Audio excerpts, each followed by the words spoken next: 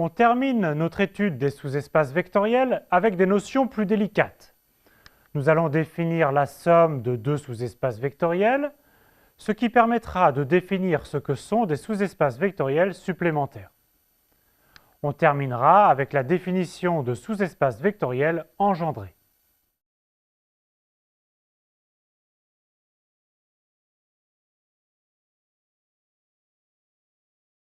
Comme la réunion de deux sous-espaces vectoriels f et g n'est pas en général un sous-espace vectoriel, il est utile de connaître les sous-espaces vectoriels qui contiennent à la fois les deux sous-espaces vectoriels f et g, et en particulier le plus petit d'entre eux. Soit donc f et g deux sous-espaces vectoriels d'un K-espace vectoriel E, l'ensemble de tous les éléments U plus V, où U est un élément de F et V un élément de G, est appelé la somme des sous-espaces vectoriels F et G. Cette somme est notée F plus G, et on a donc par définition F plus G, c'est l'ensemble des vecteurs U plus V avec U par courant F et V par courant G. Voici un dessin avec F, G et la somme. Deux propriétés font tout l'intérêt de la somme. Tout d'abord, F plus G est un sous-espace vectoriel de E, contrairement à l'union qui n'était pas un sous-espace vectoriel. Deuxièmement, F plus G est le plus petit sous-espace vectoriel qui contient à la fois F et G. Il faut comprendre plus petit au sens de l'inclusion.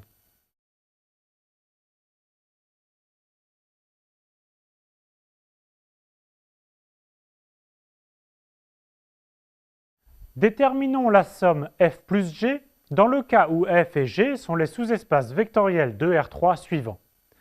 F, c'est l'ensemble des x, y, z tels que y est égal à 0 et z est égal à 0.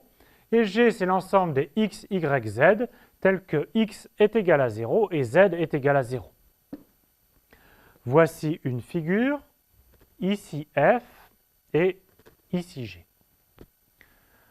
Un élément W de la somme F plus G s'écrit donc W est égal à U plus V, où U appartient à F et V appartient à G. Comme U appartient à F, alors par définition de F, il existe un x réel tel que U est égal à x, 0, 0.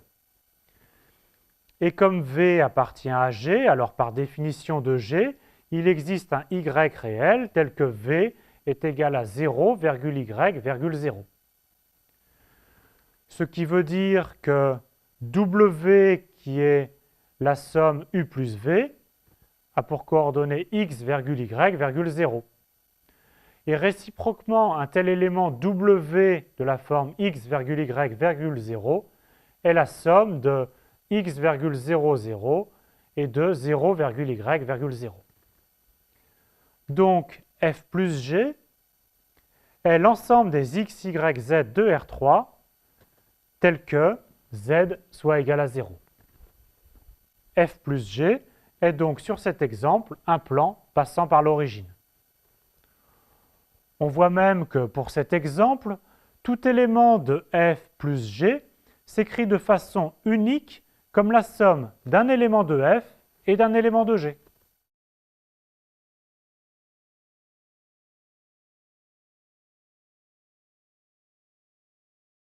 Soit F et G, les deux sous-espaces vectoriels de R3. F, c'est l'ensemble des x, y, z avec x est égal à 0, et G, c'est l'ensemble des x, y, z avec y est égal à 0. Voici F et voici G. Dans cet exemple, montrons que F plus G est égal à R3 tout entier. Par définition de F plus G, tout élément de F plus G est dans R3. Mais réciproquement, si W, qui est de coordonnées x, y, z, est un élément quelconque de R3, alors on écrit W, donc de coordonnées x, y, z, sous la forme 0YZ plus x 0, 0. Avec 0YZ, un élément de f, et x 0, 0, un élément de g. Donc, le vecteur W appartient bien à f plus g. Remarquons que dans cet exemple, un élément de R3 ne s'écrit pas forcément de façon unique, comme la somme d'un élément de f et d'un élément de g. Par exemple, le vecteur 1, 2, 3 s'écrit 0, 2, 3 plus 1, 0, un élément de f plus un élément de g, mais aussi sous la forme 0, 2, 0 plus 1, 0, 3, un élément de f plus un élément de g.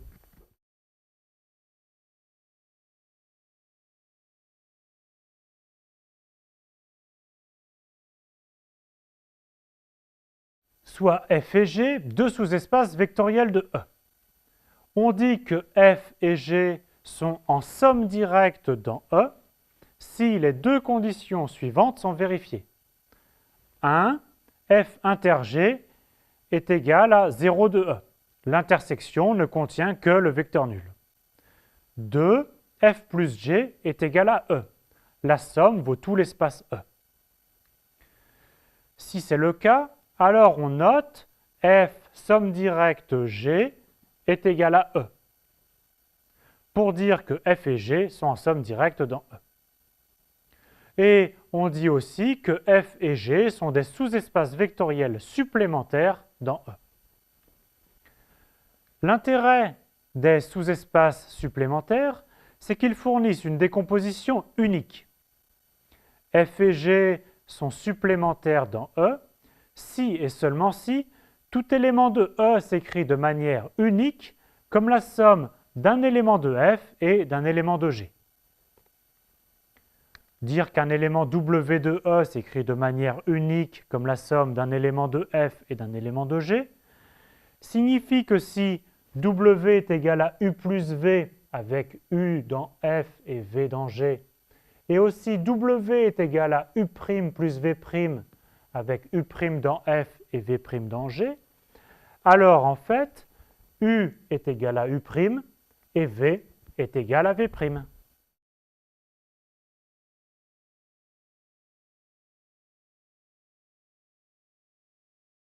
Soit f l'ensemble des x0 appartenant à R2 et g l'ensemble des 0y appartenant à R2. Est-ce que f et g sont en somme directe dans R2? La première façon de le voir est de vérifier les deux axiomes. 1. On a clairement que f inter g est réduite au vecteur nul 0, 0. Et 2. Comme xy est égal à x0 plus 0y, alors f plus g est égal à R2. Donc f et g sont supplémentaires dans R2. Une autre façon de le voir est d'utiliser la proposition précédente, car la décomposition xy est égale à x0 plus 0y, un élément de f plus un élément de g est unique. Gardons f et notons g', l'ensemble des xx de R2 où x parcourt R. Montrons que l'on a aussi que f et g' sont supplémentaires dans R2. Il n'est pas dur de voir que f inter g' est encore réduite au vecteur nul. Et pour montrer que la somme f plus g' est égale à R2 tout entier, il faut chercher un peu. Et on trouve que la décomposition un élément de f plus un élément de g' qui convient est xy est égal à x moins y0 plus yy. Conclusion, f et g' sont supplémentaires dans R2. En fait, de façon générale, deux droites distinctes du plan qui passent par l'origine sont des sous-espaces supplémentaires. Remarquons qu'il n'y a pas unicité du supplémentaire d'un sous-espace vectoriel donné.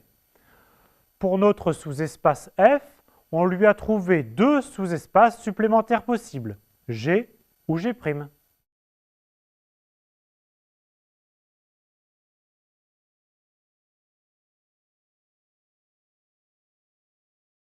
Passons à un exemple dans l'espace. Est-ce que les sous-espaces vectoriels f et g suivants sont supplémentaires dans R3? F, c'est l'ensemble des x, y, z tels que x moins y moins z soit nul. Et G, c'est l'ensemble des x, y, z tels que y est égal à 0 et z est égal à 0. Voici F et voici G. Il est facile de vérifier que f inter g est réduite au vecteur nul. En effet, si l'élément u de coordonnées x, y, z est dans l'intersection f inter g, alors les coordonnées de u vérifient d'une part x moins y moins z est égal à 0, car u appartient à f, et aussi y est égal à z est égal à 0, car u appartient à g. Et donc u a pour coordonnées 0, 0, 0, c'est le vecteur nul. Il reste à démontrer que la somme f plus g est R3 tout entier. Soit donc u de coordonnées x, y, z un élément quelconque de R3, il faut déterminer un vecteur v de f et un vecteur w de g tel que u soit égal à v plus w.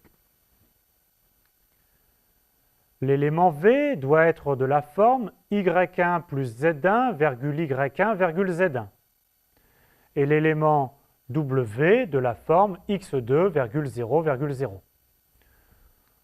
Donc la somme doit être x, y, z, doit être de la forme y1 plus z1 plus x2 virgule y1 virgule z1. Maintenant, un petit calcul nous donne que y1 doit être égal à y, z1 doit être égal à z et x2 doit être égal à x moins y moins z. Ce qui conduit à la décomposition, x, y, z est égal à y plus z, y, z, plus x moins y moins z, 0, 0. C'est-à-dire un élément de f plus un élément de g. On vient donc de prouver que f et g sont supplémentaires dans R3.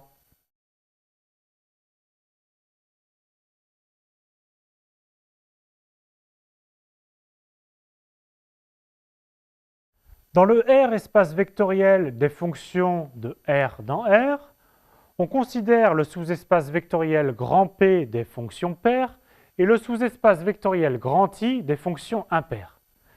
Et on va montrer que grand P et grand I sont en somme directe dans f de R dans R. Premièrement, calculons l'intersection. Soit f une fonction appartenant à P inter I, c'est-à-dire que f est à la fois une fonction paire et impaire. Il s'agit de montrer que f est la fonction identiquement nulle. Soit x un réel, comme f de moins x est égal à f de x car f est paire, et aussi que f de moins x est égal à moins f de x car f est impair, alors f de x est égal à moins f de x, ce qui implique que f de x est égal à 0. Ceci est vrai quel que soit x, donc f est la fonction nulle. Et ainsi p inter i est réduit à la fonction identiquement nulle. Deuxièmement, calculons la somme. Soit f une fonction quelconque. Il s'agit de montrer que f peut s'écrire comme la somme d'une fonction paire et d'une fonction impaire. On pourrait procéder par analyse-synthèse, mais ici on donne directement le résultat. Posons g, la fonction définie par g de x est égale à f de x plus f de moins x sur 2. Alors g de moins x est égal à g de x, donc g est une fonction paire. Posons aussi h de x est égal à f de x moins f de moins x sur 2. alors h de moins x est égal à moins h de x, donc h est une fonction impaire. En plus, on a f de x est égal à g de x plus h de x.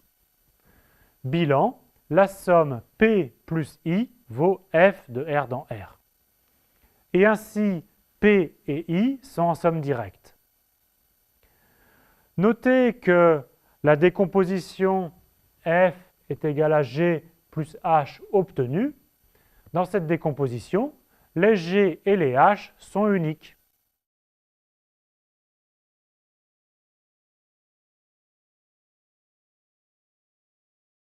Soit V1, V2, Vn, un ensemble fini quelconque de vecteurs d'un K-espace vectoriel E.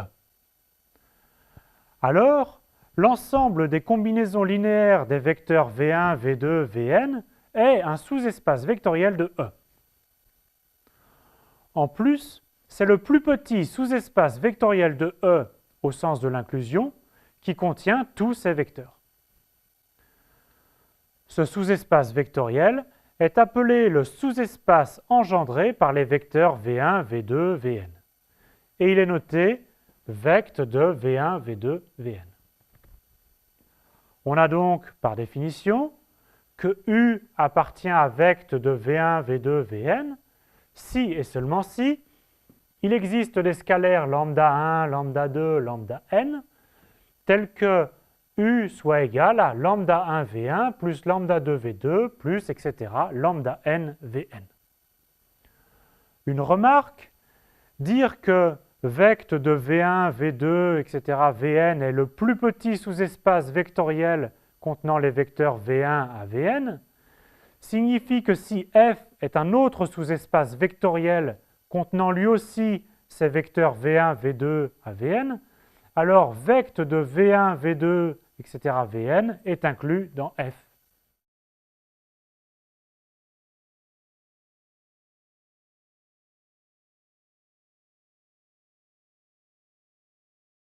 Grâce à la notion de sous-espace vectoriel engendré, nous obtenons plein d'exemples d'espaces vectoriels. E étant un K-espace vectoriel et U un élément quelconque de E, l'ensemble vect U, c'est-à-dire l'ensemble des lambda U pour lambda parcourant K, est le sous-espace vectoriel de E engendré par U. Il est souvent noté K fois U. Si U n'est pas le vecteur nul, alors on parle d'une droite vectorielle. Prenons maintenant deux vecteurs U et V de E. Alors vect de U et V est par définition l'ensemble des lambda U plus mu V avec lambda et mu parcourant K. Si U et V ne sont pas collinéaires, alors vect de UV est un plan vectoriel. Voyons un exemple explicite. U est le vecteur de R3 de coordonnées 1, 1, 1 et V est le vecteur de coordonnées 1, 2, 3. Ils ne sont clairement pas collinéaires. Nous allons déterminer le plan vectoriel P, qui est donc vect de UV. Dire que x, y, z appartient à vect de UV équivaut par définition de sous-espace vectoriel engendré à ce que x, y, z s'écrivent lambda u plus mu v pour certains réels lambda et mu. Cela s'écrit aussi x, y, z est égal à lambda fois 1, 1, 1 plus mu fois 1, 2, 3. Ce qui conduit au système x est égal à lambda plus mu, y est égal à lambda plus 2 mu et z est égal à lambda plus 3 mu. Nous obtenons bien une équation paramétrique d'un plan P passant par l'origine et contenant les vecteurs u et v. On saurait bien sûr en trouver une équation cartésienne. Ici, x moins 2y plus z est égal à 0. Terminons avec un espace de fonctions. Soit E l'espace vectoriel des fonctions de R dans R, et f0, f1, f2 les fonctions définies par f0 de x est égal à 1, f1 de x est égal à x, et f2 de x est égal à x au carré. Le sous-espace vectoriel engendré par f0, f1 et f2 est l'espace vectoriel des fonctions polynômes f de degré inférieur ou égal à 2, c'est-à-dire de la forme f de x est égal à ax carré plus bx plus c.